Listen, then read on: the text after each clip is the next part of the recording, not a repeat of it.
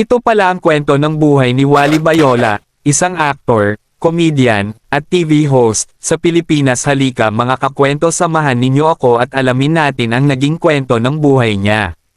Si Wally Bayola, na ang tunay na pangalan ay Walter James Bayola, ay isang kilalang komedyante, aktor, at TV host sa Pilipinas.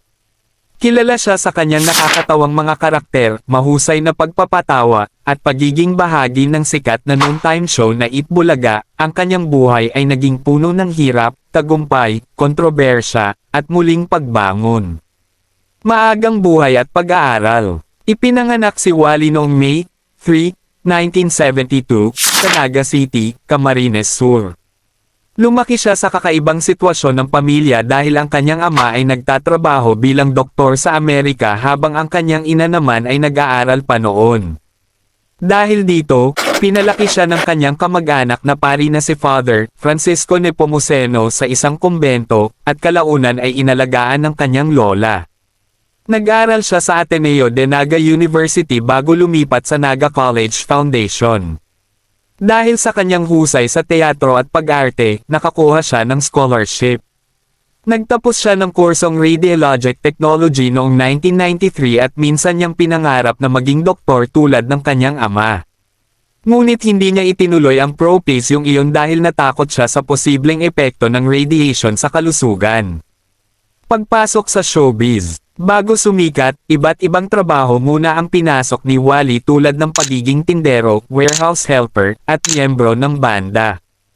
Habang nagtatanghal sa isang comedy bar, napansin ang kanyang talento ng mga producer ng Eat Bulaga. Noong May 3, 2000, eksaktong ika-28 niyang kaarawan, opisyal siyang naging bahagi ng programa. Nagsimula siya bilang taga-aliw ng audience tuwing commercial break hanggang sa maging regular host.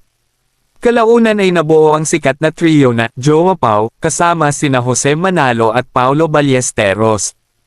Tagumpay at mga pagsubok. Isa sa pinakamalaking tagumpay ni Wally ay noong 2015 sa segment na Kalyeserye ng Aldab Phenomenon. Sumikat ng husto ang kanyang karakter na si Lola ni Dora, ang mahigpit ngunit mapagmahal na lola ni Yaya Dub na ginampanan ni Maine Mendoza. Ngunit noong 2013, nasangkot siya sa isang kontrobersyal na iskandalo na naging dahilan ng kanyang pansamantalang pagkawala sa showbiz. Dahil dito, dumaan siya sa matinding pagsubok at mental stress. Makalipas ang 5 buwan, emosyonal siyang bumalik sa Eat Bulaga, at muling tinanggap ng kanyang mga kasamahan at ng publiko. Personal na buhay. May asawa si Wally na si Riza Bayola mula pa noong 1995 at mayroon silang 5 anak. Naging inspirasyon din ang kanyang buhay kaya isinadula ito sa programang Magpakailanman. Hanggang ngayon, nananatili siyang isa sa mga pinakasikat na komedyante sa telebisyon sa Pilipinas. Kilala siya sa iba't ibang nakakatawang karakter tulad ni Rihanna, Doktora the Explorer, at Doris.